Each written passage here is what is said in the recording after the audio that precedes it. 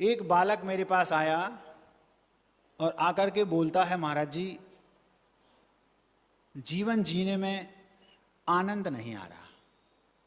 बालक मतलब छोटा नहीं था, 24-25 वर्ष का था। महाराज जी मजा नहीं आ रहा जीने में, जी रहा हूं बस। तो मैंने कहा ये 25 वर्ष का युवा यदि ऐसा बोलता है तो ये बहुत बड़ी बात हो गई, इसको तो सुनना समझना पड़ेगा।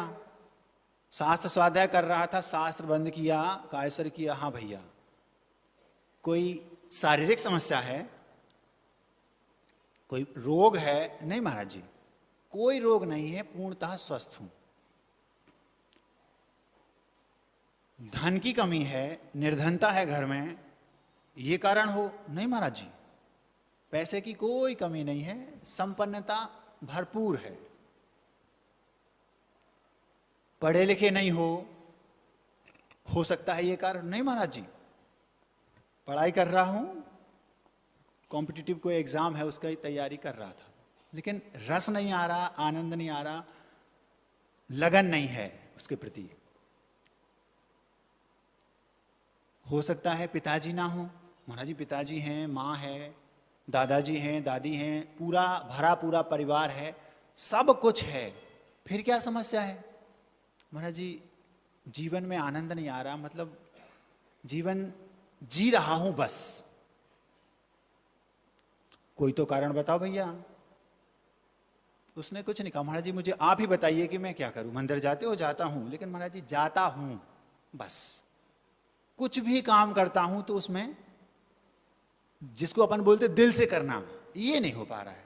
ठीक है, हमने सोचा रोगी अलग टाइप का है, धीरे धीरे पता तो करना पड़ेगा कि आखिर रोग क्या है। अब हमारे पास कोई MRI मशीन तो है नहीं कि भैया डाल दो पता चल जाएगा इसको क्या क्या है, निकल आएगा। तो ऐसे ही पूछ कर, जैसे डॉक्टर के पास जाते तो वो पूछते हैं कितनी बार गए, लघु शंका कितनी बार गए, जंगल पत्नी हुई कि मोटी हुई कि क्या हुआ, ये सब पूछ के पता लगा लेते। जीभ दिखाओ, आंख दिखाओ, कान दिखाओ, मुंह दिखाओ, दांत दिखाओ, तो पता चल जाता है। तो ऐसे क्वेश्चन करते करते करते करते मुझे पकड़ में आया कि वो जो बेटा था, और ये समस्या उसकी नहीं, प्राय हम सभी की है। वो क्या था, उसके जीवन में उसने कोई लक्ष्य नहीं बनाया था। टारगेट क्या है महाराज जी? बस चल रहा है। कोई तो लक्ष्य होगा, कोई लक्ष्य नहीं महाराज जी। करना क्या है महाराज जी? जो हो जाए। जब तक हम अपने जीवन में लक्ष्य नहीं बनाएंगे तब तक हमें जीवन जीने का आनंद नहीं आएगा। हम उस लक्ष्य को पाने के प्रति स्वयं अपने अंदर से एक ऊर्जा उत्पन्न नहीं होगी। लक्ष्य है तो उसके प्रति हम पाने के प्रति अंदर से भाव होंगे और हम उसके प्रति बढ़ेंगे आगे, और वो काम बनेगा। हमारे अंदर उत्साह शक्ति जागृत होगी उस लक्ष्य से। तो महाराज जी पूर्व का पुण्य नहीं होगा तो? आप लोगों ने देखा होगा, सुना होगा, प्रवचनों में अथवा शास्त्रों में पढ़ा होगा, 2 प्रकार से तीर्थंकर बनते हैं। एक वे तीर्थंकर जो पूर्व जन्म में उन्होंने पुण्य संचय किया, तीर्थंकर प्रकृति का बंध किया। आजकल बच्चों की भाषा में कहें तो उन्होंने ऐसे सदकार्य किए जिससे तीर्थंकर वो बनेंगे, उन बरगड़ाओं को अपनी आत्मा के साथ आत्मसात किया, मिलाया। उनके 5 कल्याणक होते हैं। गर्भ कल्याणक होगा, आपको पता है कि 6 महीने पहले, ये सारी व्यवस्था आप सब जानते हैं, मैं बार बार उसको बताना नहीं चाहता, केवल इतना बताना चाह रहा हूं कि जो तीर्थंकर होते हैं एक प्रकार से, जो पहला प्रकार है, उसमें उनके 5 कल्याणक होते हैं। उनने पूर्व जन्म में ऐसे कर्म किए जिसके फल स्वरूप वो तीर्थंकर बनते हैं। ये हो गई एक बात।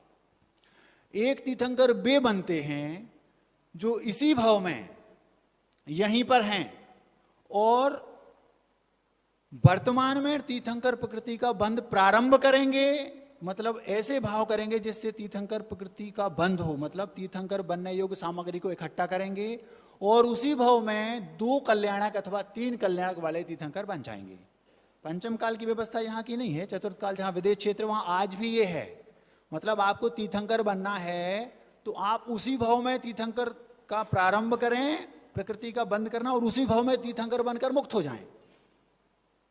इससे मैं ये सिद्ध करना चाहता हूं, कोई ये कहे महाराज जी हमारा पूर्व का पुण्य नहीं है, तो ये उसका बहाना चलेगा नहीं। आप चाहें तो देश के प्रधानमंत्री बन सकते हैं। अभी महाराज जी कैसे? उसके लिए तो राजयोग चाहिए, राजयोग चाहिए। हमारे पास तो ऐसा पुण्य नहीं है कि हम राजयोग करें। तीर्थंकर के पास भी ऐसा पुण्य नहीं था। कौन से तीर्थंकर के पास? जो दूसरी टाइप के थे। उन्होंने उसी भाव में उस पुण्य को संचय किया और उसी भाव में तीर्थंकर बन गए। तो आप यदि चाहें कि मुझे अपना लक्ष्य बना लें, हमने लक्ष्य निर्धारित किया, मुझे देश का प्रधानमंत्री बनना है। यदि आप लक्ष्य के प्रति पागल हैं, लक्ष्य के प्रति आप समर्पित हैं, आपको 24 घंटा आपका अपना केवल लक्ष्य दिखाई देता है, मैं दावे के साथ कह सकता हूं, और वो जज्बा है, वो लगन है, वो आपके अंदर उसको लक्ष्य को पाने के प्रति उत्सुकता है, मैं दावे के साथ कह रहा हूं आप देश के प्रधानमंत्री बन सकते हैं। जब एक चाय वाला बन सकते हैं तो आप तो चाय वाले से बहुत आगे हैं। आपके यहाँ कई चाय वाले आए होंगे, बनाने आते होंगे। वो तो चाय बना के दूसरों को बेचता था, हैं? हाँ, आप देश के प्रधानमंत्री, महाराज जी मैं बन सकता हूं। हाँ, आप भी बन सकते हैं, कोई भी बन सकता है। तो कैसे महाराज जी? आप अपना लक्ष्य बना लो, मुझे इस देश का प्रधानमंत्री बनना है। फिर क्या करो? शेष सारी चीजों को छोड़ दो और अपने दिमाग में केवल ये चीज फिट कर लो, मुझे तो केवल अपने लक्ष्य को पाना है। महाराज जी हमारे पास राजयोग नहीं है, पूर्व का पुण्य नहीं है, ये कहो तो क्या होगा? वर्तमान में हम वैसा पुण्य संचय कर सकते हैं जैसे उन तीर्थंकर ने किया। उनके पास पूर्व का पुण्य नहीं था, लेकिन उन्होंने वर्तमान में तीर्थंकर प्रकृति का बंध किया और उसी भाव में तीर्थंकर बन के भगवान बन गए। आप तो केवल प्रधानमंत्री बनने की बात कर रहे हैं। 3 प्रकार के लक्ष्य बनते हैं। मैं भूमिका बना रहा हूं, धीरे धीरे आ रहा हूं जहां ले जाना चाहता हूं। 3 प्रकार के लक्ष्य दुनिया में व्यक्ति बनाता है। यदि उसके पास लक्ष्य नहीं है तो वो कभी भी सफलता को पा नहीं सकता। वो कौन से 3 हैं? वो 3, एक होता है लौकिक लक्ष्य। सामान्य से हम जो जीवन में एक लक्ष्य बनाते हैं कि मुझे 50 वर्ष की उम्र तक इस लक्ष्य को पाना है, ये लौकिक लक्ष्य हो गया। एक लक्ष्य वो होता है जो पारलौकिक लक्ष्य होता है। जब मैं 60 वर्ष का हो जाऊंगा उसके बाद मैं सब कुछ अपने बच्चों को सौंप दूंगा और मुझे फिर अपनी आत्मा का कल्याण करना है। ये हो गया एक पारलौकिक लक्ष्य। उसमें मुझे क्या करना है वो व्यक्ति अपना पूरा माइंड सेट कर लेता है। मैं 60 वर्ष का हो जाऊंगा, उसके बाद 2 प्रतिमा के व्रत लूंगा, 3 के लूंगा, 4 के लूंगा, धीरे धीरे धीरे योग्यता समर्थ हुई तो महाव्रत धारण करूंगा और मुक्त हो जाऊंगा। ऐसा जो चतुर्थ काल के थे। महाराज जी ये तो आज के जमाने की बातें हैं, सामान्य लोगों की। महापुरुष ऐसा नहीं करते थे। एक भी महापुरुष ऐसा नहीं है जिसने ऐसा ना किया हो। राम, उन्होंने अंत में महाव्रतों को धारण किया और उसी भाव में मुक्त हो गए। हनुमान, उन्होंने पूरा जीवन जिया, जीवन का लौकिक लक्ष्य बनाया और पारलौकिक लक्ष्य बनाया, उसको पाया और मुक्त हो गए, भगवान बन गए। वरांग राजा थे, ऐसे राजा नहीं थे सामान्य, महान शक्तिशाली राजा थे। उन्होंने अपना लक्ष्य बनाया, उस लक्ष्य को पागलों की तरह पाने का प्रयास किया, पाया और अंत में पारलौकिक लक्ष्य को पाने का प्रयास किया, पुरुषार्थ किया। या तो डायरेक्ट अथवा इनडायरेक्ट। डायरेक्ट मतलब उसी भाव में मोक्ष होगा, इनडायरेक्ट मतलब सर्वार्थ सिद्धि आदि में गए, आके एक भाव में मुक्त हो जाएंगे। इसके अलावा ऐसे 50 सैकड़ों प्रथमान युग के ग्रंथों में चरित्र पुराण जो हैं उनमें आप देख लो, जो भी उसका नायक होगा उसने लास्ट में यही किया और आखिर अपने लक्ष्य को पा लिया। ये 2 लक्ष्य मैंने आपके सामने रखे। एक होता है छोटा लक्ष्य, जो व्यक्ति उस बड़े लक्ष्य को पाने के लिए छोटे छोटे लक्ष्य बनाता है। जैसे माना कि आपने एक लक्ष्य बनाया, किसी बच्चे ने, मुझे सुप्रीम कोर्ट का जज बनना है, उसने लक्ष्य बना लिया। अब उस बालक का जो लक्ष्य था उसको पाना उसका मुख्य उद्देश्य है, मुझे इस लक्ष्य को पाना है और कुछ भी हो जाए मैं पाकर रहूंगा। हम लोग जब घर में थे दीवालों पर एक ऐड लिखा रहता था, वो मुझे बहुत पसंद था शुरू से, बचपन से। यद्यपि वो अच्छी चीज का नहीं था, सिगरेट का ऐड था। उस पर लिखा रहता था, ब्रिस्टल एक सिगरेट आती थी, अब आती कि नहीं पता नहीं, मैंने कभी उसको देखा नहीं तो आप उसका गलत अर्थ लगाएं। उसमें लिखा रहता था, मैं जो चाहता हूं पाकर ही रहता हूं। वो गजब की पंक्ति थी। ये यदि हमारे जीवन में उतर गई कि मैं जो चाहता हूं पाकर ही रहता हूं, तो आप समझ लो कि आप स्वयं के लिए स्वयं को शिक्षित करने वाले व्यक्ति हो गए, किसी दूसरे को आपको शिक्षित करने की जरूरत नहीं है। इतना जज्बा उसके अंदर था, मैं जो चाहता हूं पाकर ही रहता हूं, पाकर ही रहूंगा। जिस व्यक्ति के अंदर ये भावना रहती है मैं जो चाहता हूं पाकर रहता हूं, पाकर रहूंगा, उसे लक्ष्य को पाना नहीं पड़ता, लक्ष्य उसके पास आकर नतमस्तक हो जाता है। लो मैं आपके सामने खड़ा हूं। उस बच्चे ने क्या किया, जिसने लक्ष्य बनाया कि मुझे जज बनना है, अभी वो है 7th 8th क्लास में, जज बनना है, ये हो गया उसका लौकिक लक्ष्य कि मुझे जज बनना है सुप्रीम कोर्ट का। 50-60 वर्ष तक वो बन जाएगा, 40 में बन जाए वो अलग बात है। पारलौकिक लक्ष्य क्या बनाया, उसके बाद जब मैं बन गया, सारा जो हमारा टारगेट था वो हमने पा लिया, उसके बाद मुझे अपनी आत्मा के बारे में सोचना है, क्योंकि अब मैं सब कर चुका। बच्चे, पति पत्नी, उनको विवाहित करना, नाती पोते, घर संपदा, इज्जत ऐश्वर्य सब कुछ पा लिया, अब मुझे अपने बारे में सोचना है। ये वो पारलौकिक लक्ष्य उसने बनाया, उसको पता था मुझे क्या करना है, ये उसकी समस्या थी। तीसरा जो एक लक्ष्य है, जो उस बड़े लक्ष्य को पाने के लिए छोटे छोटे लक्ष्य बनाता, वो क्या, 8वीं कक्षा में है, टारगेट बना लिया मुझे सुप्रीम कोर्ट का जज बनना है। अब वो दूसरी कोई बातें उसके दिमाग में नहीं आती। कोई कहता है MBBS डॉक्टर, हाँ अच्छा है, कोई कहता है कि CA, हाँ बहुत अच्छा, मुझे तो सुप्रीम कोर्ट का जज बनना है। 8वीं कक्षा में है, छोटा लक्ष्य क्या कहलाएगा, मुझे अभी 8वीं कक्षा को पास करना है। 9वीं में आया, मुझे 9वीं कक्षा को पास करना है, लेकिन टारगेट में क्या है, मुझे सुप्रीम कोर्ट का जज बनना है।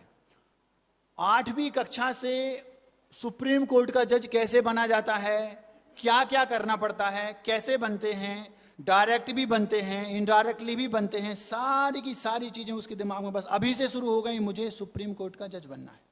महाराज जी बड़ा लक्ष्य बनाया, छोटा लक्ष्य ना समझ लोग बनाते हैं। क्या कहा, छोटा लक्ष्य ना समझ लोग बनाते हैं। गुरुदेव का एक पंक्ति है, छोटा लक्ष्य बनाना एक बड़ा अपराध है। क्या कहा, गुरुदेव की पंक्ति है, ये मेरी नहीं। आचार्य जी ने एक बार कहा, छोटा लक्ष्य बनाना एक बड़ा अपराध है। महाराज जी आप तो कह रहे हैं छोटे लक्ष्य भी बनाना चाहिए। उस बड़े लक्ष्य को पाने के लिए आपको छोटा लक्ष्य बनाना पड़ेगा। जैसे आपको दीक्षा लेना है, ये बड़ा लक्ष्य माना कि ये पारलौकिक की अपेक्षा में आएगा, अलौकिक की अपेक्षा में, तो क्या करना, तुरंत तो होगी नहीं, पहले मुझे व्रत लेना है, ये छोटा लक्ष्य है। लेकिन इस लक्ष्य का उद्देश्य मुझे बड़ा लक्ष्य पाना है, ये उद्देश्य हो गया। जैसे सत्य घटना है, प्रथम वर्ष की बात है, 12वीं के बाद प्रथम वर्ष, सागर की बात है। हरिसिंह गौर विश्वविद्यालय सागर में था। कैसे उस बच्चे के अंदर छोटे छोटे लक्ष्य को पाने के प्रति ललक थी, कैसे उसने उसको टारगेट बनाया और उसको पाने के लिए कुछ भी करना पड़े मैं करूंगा और उसको पाऊंगा। बहुत छोटा सा उदाहरण, यद्यपि उदाहरण आप नेगेटिव भी कह सकते हैं, लेकिन नेगेटिव देना मैं जानबूझ के रख रहा हूं, क्यों बताऊंगा। उस बेटे ने फर्स्ट ईयर की फीस भरनी थी, लाइन लगी थी उस समय। आज जो सिस्टम है फीस भरने का, वो उस समय सिस्टम नहीं था। उस समय तो एक 50-60 साल के दादाजी रहते थे, ठप्पा लगाएंगे, धीरे से साइन करेंगे और बड़े आराम से भर दिया, दूसरा ने दिया, घंटों लगते थे। आजकल तो खटखट वाले लोग हैं, 1 सेकंड में खटखट किया और अपना लो भैया हो गई। तो वो लड़का लाइन में लगा था, 300-400 बच्चों की लाइन लगी थी। वो बच्चा लाइन में लगा, 2-2.5 घंटे हो गए। 2-2.5 घंटे जब हो गए तो लाइन में लगे, उसने सोचा आज ही मुझे फीस भरना है। क्या लक्ष्य बनाया, मुझे आज ही फीस भरना है। उस लड़के ने दिमाग लगाना शुरू किया। जैसे ही हम अपना लक्ष्य बनाते हैं, हमारे उस लक्ष्य के प्रति मुझे क्या करना है, ये बुद्धि में 50 चीजें एक साथ आने लगती हैं। जो उस लक्ष्य को पाने के प्रति ठीक हो उसको हम चुनते जाते हैं, जो गलत है उसको छोड़ देते हैं। अगर मैं इसको अपनाऊंगा तो शायद मैं लक्ष्य को नहीं पा पाऊंगा, छोड़ दूं। इसको पा सकता हूं, इसको पा सकता हूं, इसको पा सकता हूं। जैसे कवि जब कविता लिखता है तो हजारों शब्द उसके दिमाग में तैरते हैं, हर शब्द चिल्ला चिल्ला के बोलता है मुझे ले लो, मुझे ले लो, मुझे ले लो। वो कहता है नहीं, ये मुझे चाहिए, बस बाकी तुम चाहो। हजारों शब्द एक साथ तैरते हैं, मुझे ले लो, मुझे ले लो। वो कहता है मुझे इसको लेना बस। उस लड़के के दिमाग में हजारों शब्द आएंगे, हजारों बातें आएंगी, इससे मैं अपने लक्ष्य को पा सकता हूं, इससे मैं पा सकता हूं। लक्ष्य छोटा है लेकिन टारगेट बड़ा है, मुझे जज बनना है सुप्रीम कोर्ट का। उस लड़के को फीस भरनी थी, आज ही फीस भरूंगा, कुछ भी हो जाए, कैसे भी मैं फीस भरूंगा। 400 कुछ रुपए की फीस थी, चालान हाथ में था। जब उसने देखा अब केवल 20 मिनट बचे हैं और मुझे फीस हर हाल में भरना है, अभी 40 लड़के कम से कम मेरे आगे हैं, यदि 5 मिनट भी लगते हैं तो 4-5 लड़कों से ज्यादा नहीं हो पाएगा, और फीस तो मैं भर के जाऊंगा चाहे कुछ भी हो जाए। ऐसा पागलपन आपके अंदर आ जाएगा, लक्ष्य आपके सामने आके खड़ा हो जाएगा, यकीन मानिए। उसने क्या किया, चारों ओर देखा, सारे उसी के साथ वाले पढ़ने वाले थे। धीरे से उसने बुद्धि चलाई और चक्कर खाकर गिर पड़ा। गर्मी के दिन थे, बहुत तेज धूप थी, चक्कर उसको आया नहीं था। यह हकीकत घटना है, सत्य घटना है, यह मत पूछना किसकी है। उसने क्या किया, चक्कर खा के गिर पड़ा। पीछे 2 लड़के खड़े थे, आगे 2-4 लड़के खड़े थे, उसने उसको उठाया और एक टेबल पर लेटा दिया। गर्मी तो थी, सब ने उसके ऊपर पानी डाला, हाथ पैर थपथपाए, और एक लड़के ने उठाया पैसा और जाकर वहां, कहां, खिड़की पर। लेकिन वो लड़का उनसे ज्यादा एक्सपर्ट था। उसने पहले अपना चालान दिया, सर वो उनको चक्कर खा के गिर पड़े हैं, आप अपना ये पहले ये भर दो जल्दी। और जैसे उसका भरा, अरे सर भूल गया, वो तो मेरा था, उसका तो ये है। समझ में आ गया। उसने अपना पहले भर लिया और उसका भर दिया, और जैसे ही 5-10 मिनट हुए उसको होश आया। होश तो था ही, ठंडक भी मिल गई, लोगों ने लेटा दिया। भैया आपको चक्कर आ गया था, चिंता मत करो, आपका फॉर्म वो भैया लेके, तब तक वो लड़का लेके आ गया। और वो धीरे से बोलता है, थैंक यू भैया। थैंक यू क्यों बोला, उसके कारण मेरा भर गया। समझ में आ गया। मनोज जी ये तो गलत बात है। गलत बात उसके लिए है जिसने लक्ष्य नहीं बनाया। महाराज जी ये तो चीटिंग है। इसीलिए मैंने ये उदाहरण दिया, जो लड़का अपने लक्ष्य को पाने के लिए गलत तरीका इस्तेमाल करता है फिर भी लक्ष्य को पा लेता है, उसकी लक्ष्य को पाने के प्रति समर्पण, निष्ठा, दृढ़ता कितनी होगी आप सोचो। और आप जानते हैं इस बात को कि कोई भी व्यक्ति कोई भी काम करता है, यदि उसके भाव अच्छे नहीं हैं तो पाप बंद होगा, पुण्य, और यदि अच्छे हैं तो पुण्य बंद होगा। तो अब देखो, जिस लड़के ने गलत तरीके से अपना लक्ष्य पा लिया, यदि हम और आप अच्छे तरीके से अपने लक्ष्य को पाएंगे तो और जल्दी होगा काम वो।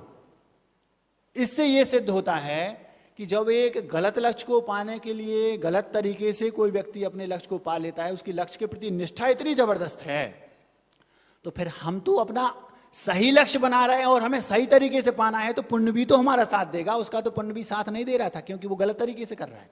मैं ये नहीं कह रहा हूं कि आप ऐसा करो, ये गलत है, लेकिन मैं ये कह रहा हूं उससे आपको पॉजिटिविटी देखो, सकारात्मकता देखो कि उसने अपने लक्ष्य को पाने के लिए कुछ भी हो जाए मैं आज फीस भर के रहूंगा। और एक और इससे बात देखी, हमारे देश में टैलेंट की कमी नहीं है। वो पीछे जो लड़का खड़ा था वो उससे एक कदम आगे था।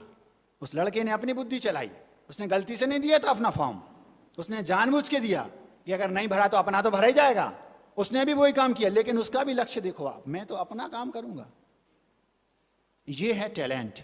महाराज जी ये तो दोनों उदाहरण गलत हैं। मैं ये कहां कह रहा हूं कि आप उन गलत उदाहरणों को पकड़ो। गलत उदाहरण से सच्ची अच्छाई जो है उसको ग्रहण कर लो ना। आप उस कमी को छोड़ दो, जो उसने किया वो हम नहीं करेंगे, लेकिन जो उसने किया उसके पीछे जो उसका लक्ष्य था उसको पाया, जिस तत्परता से, जिस हार्दिकता से, जिस जबरदस्ती से, जिस लगन से उसने अपने लक्ष्य को पाया, हम अपने अच्छे लक्ष्य को बनाकर ऐसा नहीं कर सकते क्या? कर सकते हैं। ये हो गया छोटा लक्ष्य। फिर एक दूसरा, जिसको बड़ा लक्ष्य जो था उसको पाने के लिए, क्योंकि उस लड़के को क्या बनना है? सुप्रीम कोर्ट का जज। ये उसके दिमाग में है और वो बनेगा, बन के रहेगा और बना भी, ये अलग बात है। यद्यपि ये उदाहरण जो है, जो लौकिक वाला है, ये काल्पनिक है, लेकिन वो बन नहीं सकता का ऐसा नहीं। अब एक दूसरा उदाहरण रख रहा हूं जो लौकिक क्षेत्र का है। वो क्या? एक बहुत सुंदर कन्या थी,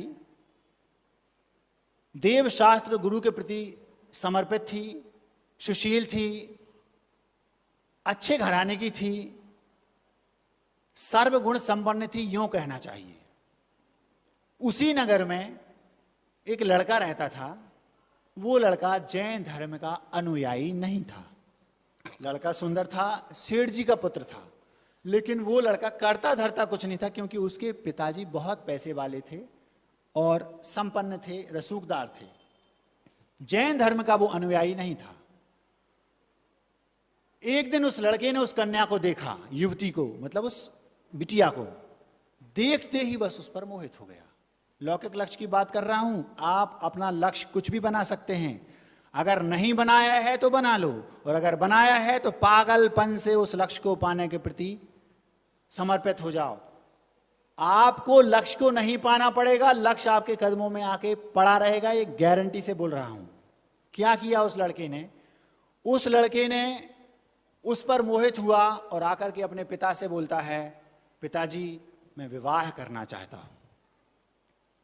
आज ये कंडीशन आ गई है कि बेटा पिता से बोलता है मैं विवाह करना चाहता हूं। एक समय था जब पिता अपने पुत्र से डायरेक्ट नहीं, मां अथवा और परिवार के जनों के सामने उससे बोलते थे, अब बेटा विवाह के योग हो गया है, इतना बोलते थे तो बेटा चुपचाप उठ के भाग जाता था उस समय। और आज वो बेटा बोलता है, पिताजी मैं विवाह करना चाहता हूं, मैं विवाह के योग हो गया हूं। पिताजी आज जैसे उस समय बेटा सर नीचा कर लेता था, आज पिताजी को हो सकता है सर नीचा करना पड़ता हो। न धीरे से सर नीचा किया, ठीक है भैया कर लो।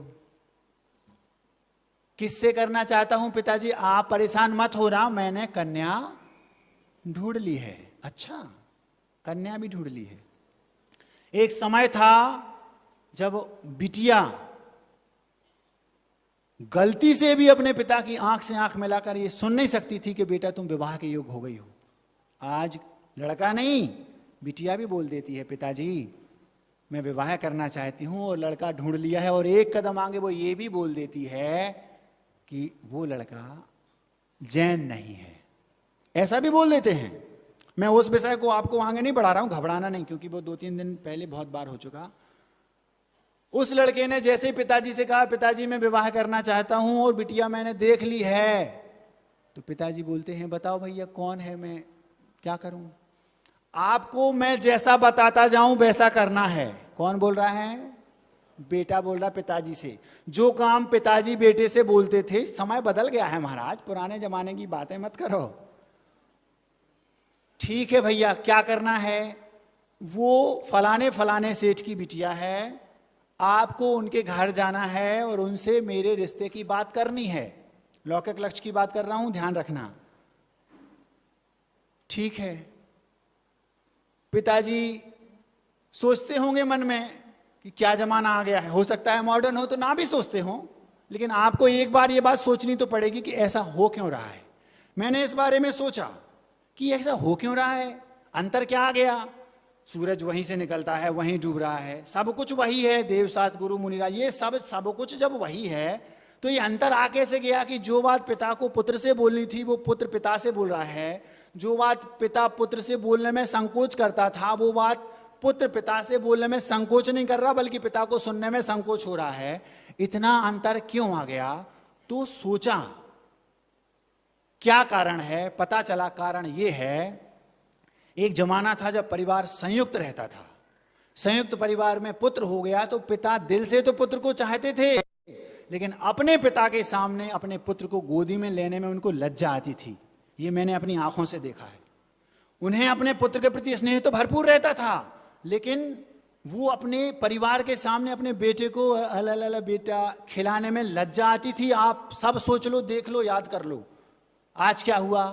आज ये फर्क इसलिए आ गया, उसका परिणाम ये निकलता था कि वो मां के पास रहता था बेटा, और रात्रि में जब पिता कक्ष में जाते थे तो उसको देख लेते थे, सोते वक्त खिला लेते थे, स्नेह पूरा था, लेकिन उसको डर लगा रहता था कि पिताजी बात नहीं करते थे उससे, थोड़ी बहुत करेंगे बस, कुछ भी हुआ मां धमकी दे, मैं पापा से बोल दूंगी। जीवन भर उसको भय बना रहता था पिता से। आज क्या है? आज संयुक्त परिवार नहीं है। खिलाने वाले कौन है? उस समय बुआ होती थी, दादी होती थी, दादा होते थे, चाची होती थी, चाचा होते थे, सब होते थे। तो क्या होता था? पिता को बेटे को खिलाने की जरूरत ही नहीं पड़ती थी। आज परिवार एकल है। मेरी बेटी का विवाह मैं वहां करूंगी जहां वो स्वतंत्र रहे। तो क्या होगा, पत्नी 20 बार बोलती थोड़ा इसको तो संभालो, अब उसको गोदी में लेना पड़ेगा, खिलाएगा। तो अब बेटे का पिता के प्रति जो भय था, डर था, जो आंखों की हया थी, वो दूर हो गई। क्यों? पिताजी दिन भर उसको खिलाते रहते हैं। एक एक नस पिता की पुत्र को पता है। जैसे उन्हें कुछ नहीं करो, मैं ऐसे करूंगा, वो मना करेगा, मैं मम्मी से बोल दूंगा, मम्मी ने मुझे पहले बता दिया है। होता क्या था उस समय, डर रहता था। बच्चों को मां बोलती थी गड़बड़ की मैं पापा से बोल दूंगा, बोल हाँ मम्मी, हाँ जी जी ठीक है। आज वो पिता से बोलता है गड़बड़ करोगे तो मैं मम्मी से बोल दूंगा। ये होता है। एक रत्ती शर्म, हया, डर, भय कुछ नहीं बचा। क्यों? क्योंकि कोई खिलाने वाला नहीं, पिता ही खिलाएगा। दिन भर पिताजी बाहर जाएंगे तो लेके जाएंगे, हर बात में मित्र उसके पिता हैं। अब वो स्वाभाविक है कि उसके अंदर कोई डर नहीं बचेगा। यही हुआ। पिताजी आप उस कन्या के परिवार के पास, पिता के पास जाइए और उससे कहिए कि मुझे उससे विवाह करना है। हाँ भैया, पिता का पुत्र एक ही था, एक ही पुत्र है तो ज्यादा समस्या होती है। जाकर के पिताजी पहुंचे उन सेठ जी के पास जिनकी वो कन्या थी।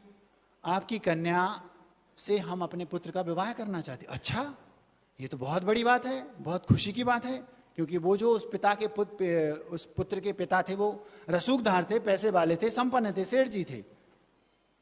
कन्या से जब उस कन्या के पिता ने कहा बेटा ऐसा ऐसा रिश्ता आया है, उसने कहा पिताजी मुझे पता है।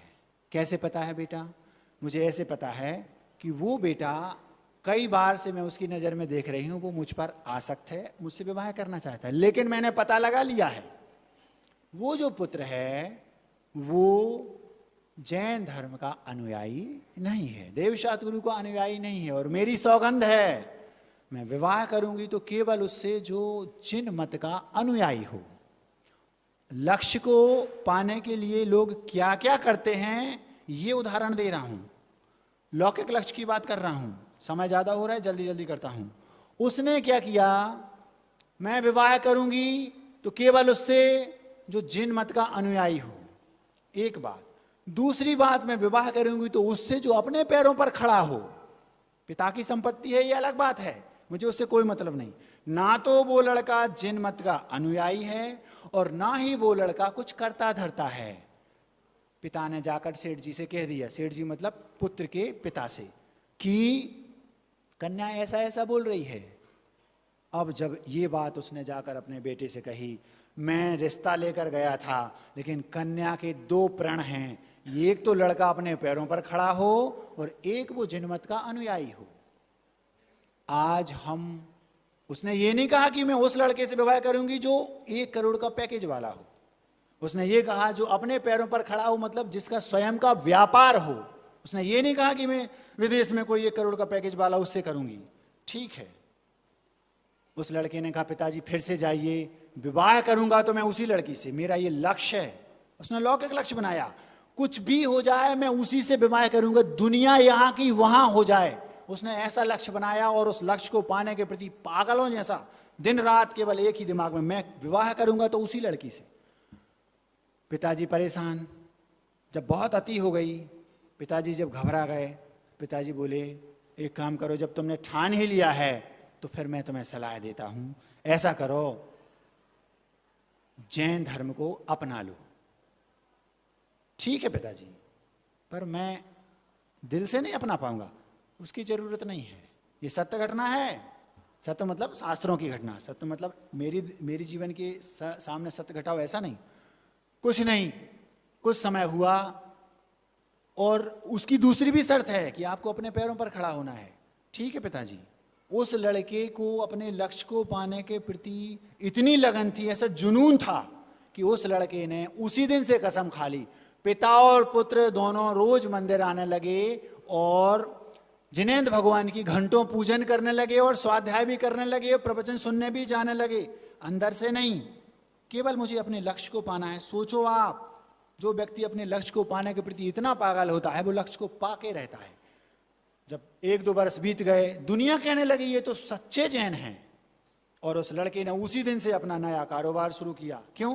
पैसा कमाना उद्देश्य नहीं था, मुझे अपने पैरों पर खड़ा होना है, क्योंकि उसको बताना है कि मैं ऐसा हूं। और उस लड़के ने अपने लक्ष्य को पाने के लिए ऐसा पागलपन, ऐसा जुनून पैदा किया कि वो अपने पैरों पर खड़ा भी हो गया, अपना स्वयं का व्यापार चालू किया और चलने भी लगा, और जैन बन गया। वो बनावटी 2 या 3 बरस तक उसने इस तरीका किया, और 3 बरस बाद गया और उस कन्या के साथ उस लड़के ने विवाह कर लिया। ये था लक्ष्य को पाने के प्रति पागलपन। उसने कहा हाँ, उस लड़की के बोली हाँ मैंने पता लगा लिया है। वो 2-3 वर्ष से सब कहने लगे वो जैन हैं। जब एक नकारात्मक सोच वाला, जब एक नकारात्मक लक्ष्य को हासिल करने वाला व्यक्ति अपने लक्ष्य के प्रति पागल होकर के लक्ष्य को पाने के प्रति कटिबद्ध होता है और पा लेता है, तो हम क्या अपने सकारात्मक लक्ष्य को पाने के प्रति पागल होकर के उसको नहीं पा सकते? क्या हमने अपने जीवन में ऐसा कोई लक्ष्य बनाया है? यदि नहीं बनाया है तो बना लो, और यदि बनाया है तो उसके पाने के प्रति पागल हो जाओ। आप देश के प्रधानमंत्री बन सकते हो। महाराज जी सुनने में तो अच्छा लगता है, लेकिन हम नहीं कर पाएंगे। वो कभी नहीं पा सकता। अपनी डिक्शनरी में से ना ऐसे शब्द को निकालकर बाहर फेंक दो। महाराज जी तो योग्यता नहीं है, बड़ा लक्ष्य बना लूंगा तो क्या होगा? ये आपको लगता है। उन तीर्थंकर में भी योग्यता नहीं थी उस भाव में तीर्थंकर बनने की, लेकिन उनने अपने अंदर जुनून पैदा किया और वो पता लगाया कि कैसे तीर्थंकर बनते हैं, और उसी भाव में तीर्थंकर बन के दिखा दिया कि नहीं। उस लड़के ने, जिसने 8वीं कक्षा में मुझे जज बनना है, अंत में उसने पढ़ाई करते करते लास्ट में वो जज बन गया। क्यों? क्योंकि उसको अपने लक्ष्य को पाने के प्रति पागलपन था। छोटे छोटे लक्ष्य बनाए, बड़ा लक्ष्य था उसको पाया, और बड़ा लक्ष्य बनाने के बाद जो अलौकिक लक्ष्य था उसको पाया। अलौकिक लक्ष्य का छोटा सा उदाहरण 2-3 मिनट में रख के अपनी बात समाप्त करता हूं। एक लड़का था, यह सत्य घटना है। उसने एक लक्ष्य बनाया, मुझे 40 वर्ष की उम्र में इस स्टेज को पाना है। जिस स्टेज को उसको 40 वर्ष की उम्र में पाना था, उसने अपने जज्बे, अपने जुनून, अपने दृढ़ निश्चय के बल पर 28 वर्ष की उम्र में पा लिया। मुझे ये करना है, और उसने कर लिया। और उसने उसी समय अपना पारलौकिक लक्ष्य बनाया, मुझे इसके बाद ऐसा ऐसा करना है और अपनी आत्मा का कल्याण करना है। ये सत्य घटना है। वो लड़का गुरुदेव के पास पहुंचा, गुरुदेव के सामने भावना रखी। गुरुदेव में 40-45 वर्ष की उम्र में जिस लक्ष्य को पाना था, मैंने 28 वर्ष की उस उम्र में उस लक्ष्य को पा लिया है। आप होते तो एक दूसरा लक्ष्य बनाते, उससे और बड़ा। यदि वो भी पा लेते तो उससे और बड़ा एक तीसरा लक्ष्य बनाते, और ऐसा बनाते बनाते एक दिन आयु आपको बना देती, कर्म आपको बना देती, और आप दुनिया से विदा हो जाते। विदेशों में आज यही हो रहा है। उनके पास छोटे छोटे लक्ष्य तो हैं, लौकिक लक्ष्य भी हैं, उसको वो पा भी लेते हैं और दूसरा लक्ष्य बना लेते हैं। जैसे उनने 50 वर्ष की उम्र में मुझे ये पाना है, ये लक्ष्य बनाया, और पागल होकर के उस लक्ष्य के पीछे भागे और उसको पा लिया। अब मैं क्या करूं? एक नया लक्ष्य बनाओ। अब मुझे टाटा बिरला बनना है।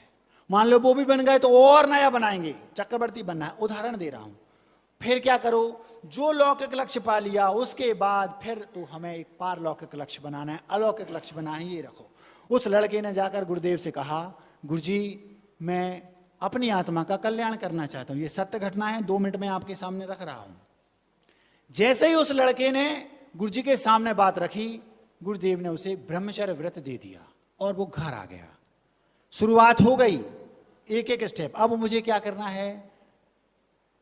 ब्रह्मचर्य व्रत लेने के बाद कुछ समय बाद उसे पता चला कि वह लड़का दीक्षा के अयोग्य है। शारीरिक ऐसी परिस्थिति है कि वह दीक्षा नहीं ले सकता। जैसे उसे पता चला, उसने सोचा अगर गुरुदेव को बताऊंगा तो गड़बड़ हो जाएगा, फिर कभी दीक्षा नहीं हो जाएगी। और उसने लक्ष्य बना लिया था कि मुझे दीक्षा लेनी ही है। दुनिया की कोई ताकत मुझे अपने इस अलौकिक लक्ष्य से दूर नहीं कर सकती। मैं उस लक्ष्य को पाकर ही रहूंगा। उसने 1 नहीं, 2 नहीं, 3 नहीं, 50 बड़े बड़े डॉक्टर्स से बात की। क्या शल्य चिकित्सा हो सकती है? नहीं। जब चारों ओर से निराश हो गया तो महाराज जी उसे अपना लक्ष्य बदल देना चाहिए। यही एक सबसे बड़ी कमजोरी है, हम अपने लक्ष्य को नहीं पा पाते। लक्ष्य को बदलना नहीं, विपरीतता आ जाए और दूनी ताकत से उस लक्ष्य को पाने के प्रति प्रेरित होना। मैं उस लक्ष्य को पाकर रहूंगा, यह उस लड़के का दृढ़ निश्चय था। व्रत लेने के बाद गुरुदेव को नहीं बताया, धीरे धीरे मैं कैसे इस लक्ष्य को पाऊं, मुझे दीक्षा लेनी ही है। और एक दिन की बात है, सो रहा था, स्वप्न में उसे लगा कि मुझे देश की राजधानी जाना चाहिए। वह देश की राजधानी पहुंचा एक अपने मित्र को लेकर। राजधानी पहुंचा तो कहाँ जाऊं, कुछ पता तो है नहीं। उसने कहा, ऑटो वाले से कहा मुझे जैन मंदिर ले चलो। वह जैन मंदिर पहुंचा। जैन मंदिर में मुनिराज दिख गए। कोई बात नहीं, ब्रह्मचारी था, उसने महाराज को आहार दिया, भोजन किए। और उसके बाद झाड़ू लगाने वाले से पूछा, भैया यहाँ आसपास कोई अस्पताल है? बाजू में एक जैन डॉक्टर थे। डॉक्टर से पूछा, डॉक्टर साहब ऐसी ऐसी समस्या है, क्या कोई आप मुझे सलाह दे सकते हैं? हाँ, पास में एक चैरिटेबल जो हॉस्पिटल होते हैं वो है, आप वहाँ चले जाइए, मैं उनका नंबर देता हूँ। उस लड़के को वो नंबर डॉक्टर साहब ने दिया और वो लड़का वहाँ पहुँचा। वो इत्तेफाक से वो डॉक्टर साहब ऑपरेशन थिएटर में ऑपरेशन कर रहे थे। वो डॉक्टर से उनकी इतनी मित्रता थी कि वो उसमें से 2 मिनट के लिए बाहर आए, उसकी बात सुनी और कहा, अगर 15 मिनट के अंदर अंदर आप वहाँ जा सकते हैं जिनके पास मैं भेज रहा हूँ तो चले जाओ। एक तीसरे डॉक्टर के पास भेजा, उनका नाम था, उस लड़के ने मुझे बताया, गुप्ता जी, रिची गुप्ता। बहुत माने हुए वो डॉक्टर थे। विदेशों में प्राय वो रहते थे, भारत में कम रहते थे, ऐसा उन्होंने मुझे बताया, उस लड़के को बताया। वो लड़का 15 मिनट में उनके पास पहुंचा, बात की तो उन्होंने कहा, हाँ आज तक ये काम किया नहीं, लेकिन हो तो सकता है, लेकिन जान भी जा सकती है। क्या कहा? जो आप चाहते हो वो मैंने किया नहीं आज तक, हो तो सकता है लेकिन जान भी जा सकती है। उस लड़के ने उस डॉक्टर से क्या कहा? डॉक्टर साहब, जुनून देखिए आप उसको, लक्ष्य को पाने का, अलौकिक लक्ष्य। उसने कहा, डॉक्टर साहब यदि आपने ये शल्य चिकित्सा कर दी और काम हो गया तो मेरी दीक्षा हो जाएगी, तो मेरा जीवन जीना सार्थक है। और यदि आपने नहीं किया तो जान तो गई सी है। बिना दीक्षा के जान और बिना जान एक ही बात है। शायद आप लोग बात को समझ नहीं पाए। क्या कहा, फिर से कहता हूं, डॉक्टर साहब यदि आपने ये कार्य कर दिया और मैं बच गया तो मेरी दीक्षा हो जाएगी, और दीक्षा हो गई तो जान में जान आ जाएगी, और यदि मैं लौट जाऊं तो दीक्षा होगी नहीं, और बिना दीक्षा के जीना ना जीना बराबर है। आप तो कर दो, चिंता नहीं करो, काम होगा। क्योंकि उसका लक्ष्य के प्रति पागलपन था। इतनी बड़ी बात डॉक्टर बोल रहा है कि जान जा सकती है, उसका लक्ष्य के प्रति ऐसा पागलपन था, मैं अपने लक्ष्य को पाकर ही रहूंगा, दुनिया की कोई ताकत मुझे रोक नहीं सकती। जब लक्ष्य अच्छा है तो सारी कायनात आपके लक्ष्य को आपको तक पहुंचा दे, इसका प्रयास करती है। हुआ यही, उस डॉक्टर ने कहा, सुबह ही करूंगा, मुझे दूसरे दिन विदेश जाना है। जैसी आपकी इच्छा, घर के लोगों को बुलाओ। बोलना नहीं डॉक्टर साहब, अगर बता दोगे तो गड़बड़ हो जाएगी। तो भैया जान चली गई, जान चली जाए तो छोड़ देना, कोई ना कोई आग लगा देगा, क्योंकि मैं तो चला जाऊंगा। जो मैं हूं उसको जलाने की जरूरत नहीं, मैं तो भाग जाऊंगा ऊपर। और जो है ये मैं हूं ही नहीं, लगा दो आग, मुझे क्या लेना देना, आप तो रोड पे फेंक देना, कोई ना कोई लगा देगा, चिंता नहीं करना। ये उस बेटे के, उस ब्रह्मचारी के शब्द थे। और जैसे उसने बोला, दूसरे दिन डॉक्टर साहब आए, उस लड़के को जिसको ऑपरेट करना था उसका हौसला देखकर उनने, क्योंकि वो उसको बेहोश नहीं किया गया था, केवल एक एनेस्थीसिया पीछे लगा दिया ताकि वो अनकॉन्शियस जैसा हो जाए। जब वो शुरुआत थी, उस डॉक्टर ने उस ऑपरेशन थिएटर में उस लड़के के, उस ब्रह्मचारी के पैर छुए और काम किया, और 2, 2.5, 3 घंटे के बाद बोलता है, आप स्वस्थ हैं और आपका काम हो गया। आज वो लड़का मुनिराज है। इसे बोलते हैं अपने लक्ष्य के प्रति पागलपन। महाराज हम नहीं बन सकते प्रधानमंत्री, ऐसे लोगों को सुनना नहीं चाहिए। नकारात्मक लोगों की मित्रता नहीं करना, नकारात्मक सोच वालों को अपने पास मत रखना। ऐसी कोई लक्ष्य नहीं है जिसे आप पा नहीं सकते। आप चाहें, आत्मा में अचिंत महिमा है, आत्मा की शक्ति अनंत है। आप चाहें तो तारे तोड़कर ला सकते हैं, आप चाहें तो चांद के साथ बैठकर भोजन कर सकते हैं। आपका लक्ष्य होना चाहिए। विपरीतता आएंगी, उसमें ऐसी परेशानियां आएंगी जहां लगेगा रास्ता बिल्कुल बंद है। जहां रास्ता बंद हो जाता है वहां उनको हौसला मिलता है जिनकी लक्ष्य पर ही केवल नजर होती है। वे लोग कभी भी सफल नहीं होते जिनने अपने जीवन में लक्ष्य नहीं बनाया।